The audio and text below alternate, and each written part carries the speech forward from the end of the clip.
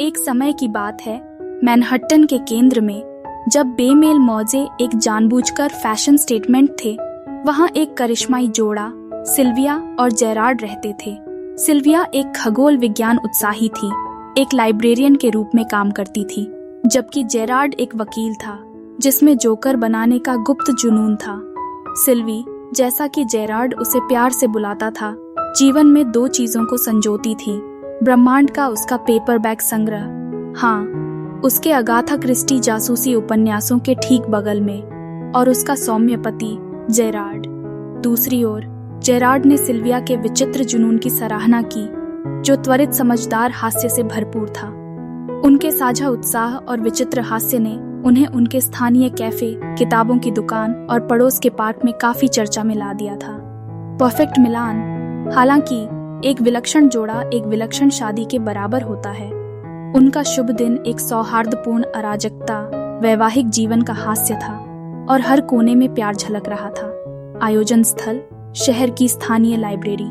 पुस्तकालय की प्राचीन किताबों की मूक भव्यता स्पष्ट रूप से रंगीन, हलचल भरी शादी की तैयारियों के साथ विपरीत और फिर भी पूरी तरह से मेल खाती थी। दुल्हन गुलाबी और सफेद क्लासिक कन्वर्टिबल में पहुंची। ऊंचे बाल बांधे हुए और चश्मा लगाए सिल्विया ऐसी लग रही थी जैसे उसने 60 के दशक की किसी ब्लैक एंड व्हाइट फिल्म से छलांग लगाई हो। वह जहां भी गुजरती थी वहां रंग और आकर्षण जोड़ देती थी।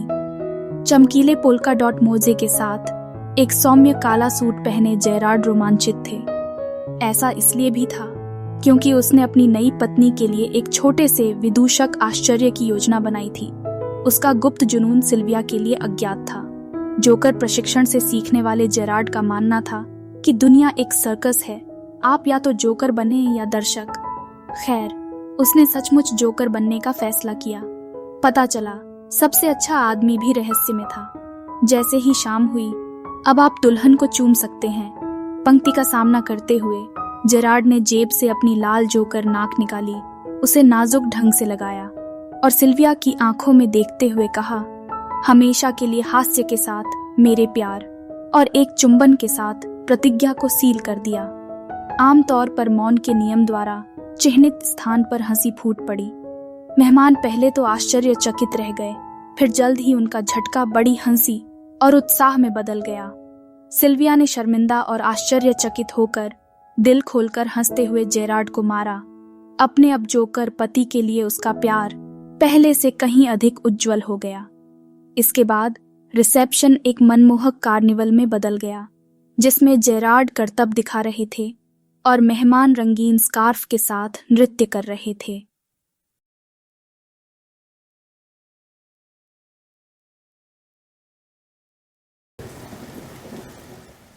Hi viewers, thanks for watching.